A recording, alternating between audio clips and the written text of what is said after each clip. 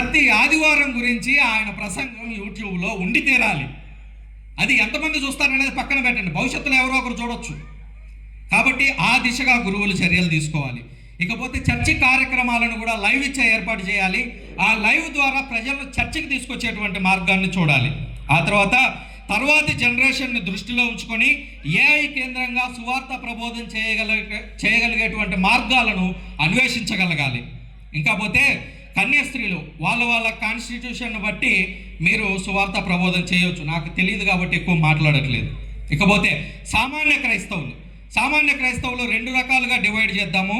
అందులో మొదటి వాళ్ళు 40 సంవత్సరాలు దాటిన వాళ్ళు.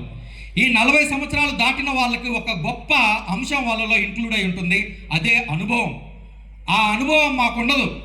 మేము కూర్చొని ఇక్కడ మాట్లాడమంటే గంటలు మాట్లాడతాం, కానీ మాకు నడిపించిన అనుభవం ఉండదు, అనుభవించినటువంటి అనుభవాలు ఉండవు. కాబట్టి మీ అనుభవాన్ని యూత్కి ఉపయోగపడేలాగా చేయండి. మీరందరూ కుటుంబ యజమానులు 40 దాటిన వాళ్ళు, మీ కుటుంబానికి ఒక వాట్సాప్ గ్రూప్ క్రియేట్ చేయండి. అందులో దేవుని యొక్క సందేశాలను మన పాలనాధికారి చెప్తుండొచ్చు, మన విచారణ గురువులు చెప్తుండొచ్చు, పీఠాధిపతులు చెప్తుండొచ్చు, వాటన్నింటినీ గ్రూపులోకి షేర్ చేసుకోండి. అనుభవం ఉంది కాబట్టి చర్చిలో యాక్టివ్ రోల్ తీసుకోండి. వాళ్ళని, మీ ఇంట్లో ఉన్నటువంటి మీ బిడ్డలని చర్చికి లాక్కు రావాలంటే ఏం చేయొచ్చు అనేది మీకే బాగా తెలుసు. ఏం చెప్తే వాళ్ళు వింటారనేది మీకే బాగా తెలుసు. కాబట్టి వాళ్ళని తీసుకురావాలి. మీకు సమయం ఉండకపోవచ్చు, కానీ మీ దగ్గర డబ్బు ఉంటుంది. 40 సంవత్సరాలు దాటిన వాళ్ళు ఏదో ఒక జాబ్ చేస్తుంటారు. మీకు సమయం లేదు దేవుని దగ్గరకు వచ్చి పని చేయడానికి. ఆ డబ్బును కొంచెం ఇవ్వండి. అయ్యా ఇదిగో ఈ పనికి ఉపయోగించండి, 1000 రూపాయలు, ఈ 2000 దీనికి ఉపయోగించండి అని దేవాలయానికి సహాయం అందించవచ్చు. ఇకపోతే సామాన్య క్రైస్తవులు 40 సంవత్సరాల లోపు వాళ్ళు యూత్ని పరిగణలోకి తీసుకుంటే, యూత్కి నెంబర్ 1 సమయం ఉంటుంది, శక్తి ఉంటుంది. ఈ యూత్ ముందుకొచ్చి మీ యొక్క సమయాన్ని, మీ శక్తిని దేవుని కోసం కేటాయించకపోతే ఇక అది వ్యర్థమైపోతుంది. ఎందుకంటే సువార్త చెప్పిన వాళ్ళందరూ బైబిల్ గ్రంథంలో మరియ తల్లి దగ్గర నుంచి తీసుకుంటే, మరియ తల్లి గట్టిగా 15 ఏళ్ళు సువార్త ప్రబోధం ఆమె మొదలుపెట్టినప్పుడు, యేసుక్రీస్తు గర్భంలో పడినప్పుడు, యేసుక్రీస్తు 30 ఏళ్ళు, బప్తిస్మ యోహాను 30 ఏళ్ళు, పునీత యోహాను శిష్యుడు గట్టిగా 15 నుంచి 19 సంవత్సరాలు. ప్రతి ఒక్కరూ యూతే సువార్తను మొదలుపెట్టినటువంటి వాళ్ళు. ఆ తర్వాత వాళ్ళు ముసలోళ్ళు అయ్యారు. అలాగే యూత్ కూడా ఈ బాధ్యతను నెత్తిన వేసుకోవాలి. ఇకపోతే మీకు టాలెంట్ ఉంటుంది, సింగింగ్ కావచ్చు, మ్యూజిక్, డ్యాన్స్, ఇవన్నీ కూడా డిజిటల్ మీడియా ద్వారా దేవుని కొరకు ఉపయోగించాలి. ఇంకాపోతే ఏఐని ఉపయోగించుకొని యూత్ రీల్స్ చేయవచ్చు, వాటన్నిటిని ఇతరులకు షేర్ చేయవచ్చు. ఆల్రెడీ మన వాళ్ళు చేస్తున్నారు. వరంగల్ డయాసిస్ నుంచి కూడా కొంతమంది యూత్ పనిచేస్తున్నారు. ఇన్స్టాగ్రామ్ పేజెస్ నేను చూస్తున్నాను. సో అది కూడా గొప్ప విషయం. ఇంకా ప్రతి యూత్ కూడా మీకు ప్రత్యేకంగా మీ పర్సనల్గా ఒక అకౌంట్ ఉండాలి, దేవుని కొరకు మాత్రమే పనిచేయడానికి ఒక అకౌంట్ ఉండాలి. సృజన్ సెగేవ్ అనే నాకు ఒక అకౌంట్ ఉంది పర్సనల్గా, కానీ కాథలిక్ ఆర్మీ అని చెప్పి ఇంకొక పేజ్ పెట్టి అది కేవలం దేవుని కొరకు మాత్రమే పనిచేస్తున్నా. సో అలా మీరు ఏర్పాటు చేసుకోవాలి. ఇకపోతే మళ్ళీ ఉపదేశుల వద్దకు వద్దాం. ఉపదేశుల దగ్గరకు వస్తే ఈ ఉపదేశులు ఎవరు అని అంటే ప్రాథమిక గురువులు లాంటి వాళ్ళు. 1 నుంచి 5వ తరగతి వరకు వాళ్ళు ఎలా నేర్పిస్తారో స్కూల్లో, మాకు పరలోక జపాలు, మంగళవార్త జపాలు నేర్పించేటువంటి వ్యక్తులు ఉపదేశులు. స్వామిదాస్ అనేటువంటి ఒక ఉపదేశానికి చప్పట్లు కొట్టండి ఒకసారి. స్వామిదాస్ ఎవరు అని అంటే నాకు పరలోక జపం నేర్పించినటువంటి వ్యక్తి. ఎప్పుడు ఆల్మోస్ట్ 25 ఏళ్ల క్రితం. ఆయన ఎప్పుడో మరణించాడు. ఈ రోజుకి ఆయనకు చప్పట్లు పడుతున్నాయంటే దానికి కారణం ఆయన నేర్పించినటువంటి జపాలు. మనం అనుకుంటాం జపాలు క్యాథలిక్ చర్చిలో జపాలు తప్ప ప్రార్థనలు ఉండవు, మనసు ప్రార్థన చేయడం రావు అని అనుకుంటారు. కానీ శ్రీసభ మొత్తాన్ని కలిపి ఉంచుతున్నది జపాలే. ఎందుకంటే మీరు హైదరాబాద్ పోయినా, జపాన్ పోయినా, అమెరికా పోయినా రోజరీ స్టార్ట్ అయిందంటే మనం అందరం ప్రార్థించగలుగుతాం. అదే ఒక పాస్టర్ ప్రార్థన చేస్తున్నాడు అనుకోండి, నోట్లో నుంచి నెక్స్ట్ ఏ మాట వస్తుందో ఎవడికి తెలియదు, ఆ పాస్టర్కి కూడా తెలియదు ఆఖరికి.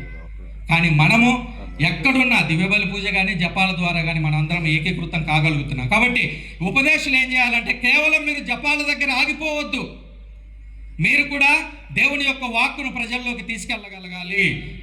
డిజిటల్ మీడియా ద్వారా మీరు చేసే మొత్తాన్ని డిజిటల్ మీడియా ద్వారా ప్రజల్లోకి తీసుకువెళ్లాల్సిందిగా కోరుతూ ఉన్నాను. ఇకపోతే చివరగా గురువులు సువార్త చెప్పడం ఆల్మోస్ట్ ఆగిపోయింది. ఇది అంగీకరించినా అంగీకరించకపోయినా వాస్తవం. ఆల్మోస్ట్ ఆగిపోయింది. ఎందుకనంటే మన దగ్గర పుట్టేటువంటి క్రైస్తవులే ఉన్నారు తప్ప మన దగ్గరికి వచ్చేటువంటి క్రైస్తవులు తగ్గిపోతున్నారు. మనకు ఒకే ఒక గుడ్డి గుర్తు, చర్చిలోకి ఎవరన్నా వస్తున్నారంటే గుడ్డి గుర్తు ఏంటంటే పెద్దయిన వాళ్ళకి బాప్తిస్మాలు ఉండాలి.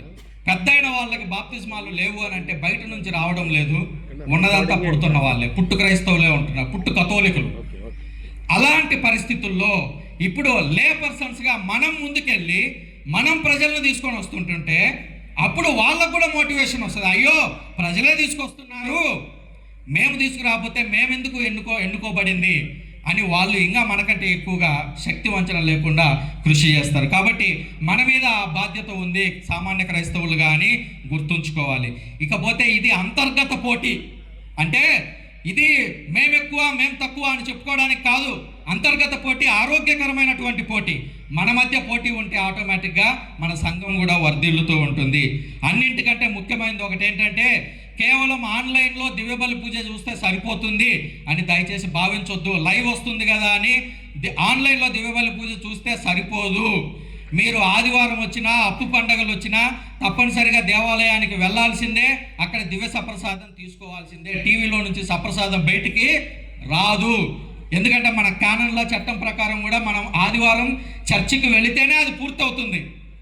కాబట్టి ఆ విషయంలో జాగ్రత్త వహించండి. దేవుని వాక్యాన్ని యూట్యూబ్లో కానీ ఇన్స్టాగ్రామ్లో కానీ చూస్తున్నప్పుడు రకరకాల ఇంటరప్షన్స్ వస్తూ ఉంటాయి, యాడ్స్ వస్తుంటాయి. అమ్మాయిలకైతే అబ్బాయిలు కనపడుతుంటారు, అబ్బాయిలకైతే అమ్మాయిలు కనపడుతుంటారు. ఇన్స్టాగ్రామ్లో కనపడేదంతా నిజం కాదు, అందులో ఎవరు తెల్లగా ఉండరు. ఇప్పుడు నేను కూడా ఇక్కడ నల్లగా ఉన్నా, కానీ తర్వాత వీడియో అప్లోడ్ అయిన తర్వాత చూస్తే తెల్లగా ఉంటాయి, ఎందుకంటే రంగు పెంచుతారు అందులో. కాబట్టి యూట్యూబ్లో ఏదో కనపడింది కదా వాడు తెల్లగా ఉన్నాడు వీళ్ళు నల్లగా ఉన్నాడు, దయచేసి అలా అనుకోవద్దు. యూట్యూబ్లో కనపడేదంతా కూడా నిజం కాదు. దయచేసి యూత్ దీన్ని అర్థం చేసుకోవాలి, ప్రత్యేకించి అమ్మాయిలు దీన్ని అర్థం చేసుకోవాలి. ఎవడో కనపడి తెల్లగా కనపడ్డాడు కదా అని చెప్పి వాడి మాయ మాటలకి లొంగిపోవద్దు.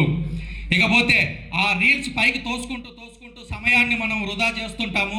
ఆ విషయాన్ని కూడా మనం జాగ్రత్తగా గుర్తుంచుకోవాలి. ఇంకొకటి ఏంటంటే ఈ మధ్య ఇన్స్టాగ్రామ్లో భార్యాభర్తలు కలిసి రీల్స్ చేస్తూ ఉంటారు. ఆ భార్యాభర్తలేమో అందులో అన్యోన్యంగా ఉన్నట్టు కనపడుతూ ఉంటారు. అబ్బా యూట్యూబ్లో వాళ్ళిద్దరిని చూడండి, ఈ సీరియల్లో వాళ్ళిద్దరిని చూడండి ఎంత అన్యోన్యంగా ఉంటారో అని.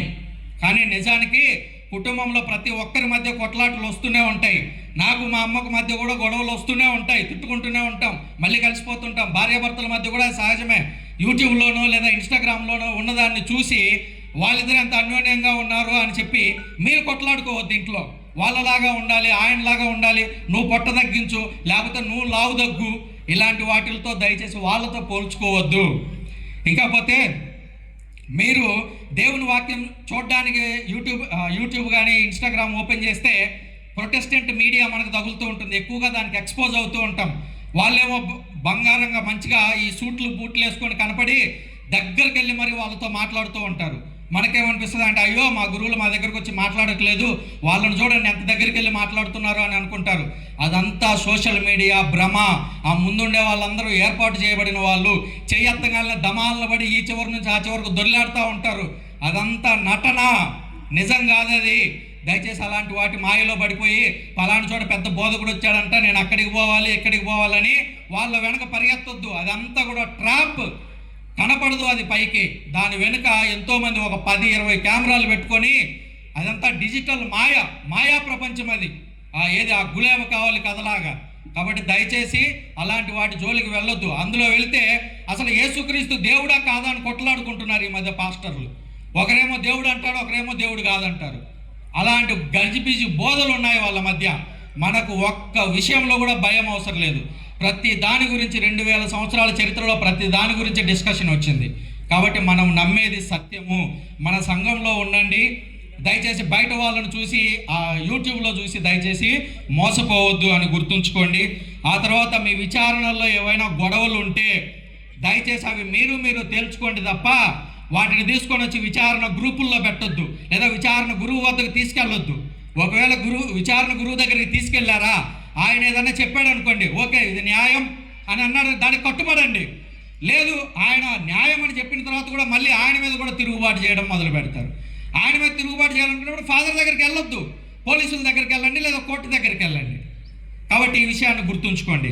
ఇకపోతే కొన్ని గ్రూపుల్లో పలాని ఫాదర్ అది చేశాడంట, పలాని సిస్టర్ ఇది చేశారంట, వాళ్ళు ఈ పాపం చేశారంట, ఆ పాపం చేశారంట అని లెటర్లు రిలీజ్ అవుతూ ఉంటాయి. ఆ లెటర్లని దయచేసి ప్రోత్సహించవద్దు. ఆ లెటర్లను ఇంకో నలుగురికి ఫార్వర్డ్ చేయొద్దు. అవన్నీ తప్పుడు ఆధారాలు లేనటువంటి వారు, ఏదో కోపంలో ఉన్నటువంటి వాళ్ళు, వేరే వాళ్ళని నిందలేయాలనుకున్నటువంటి వాళ్ళు ఇలాంటి వాటిని డిజిటల్ మీడియాలో పెడుతూ ఉంటారు. అలాంటి వాటిని దయచేసి వేరే వాళ్ళకి షేర్ చేయొద్దు. మీ దగ్గరకు వచ్చిందా, ఆ ఫాదర్ మీకు తెలిస్తే ఫోన్ చేసి అడగండి. మీకు తెలీదా, మీ విచారణ గురువు దాన్ని పంపించి ఇది నిజమా కాదా అని ఆయన అడగండి.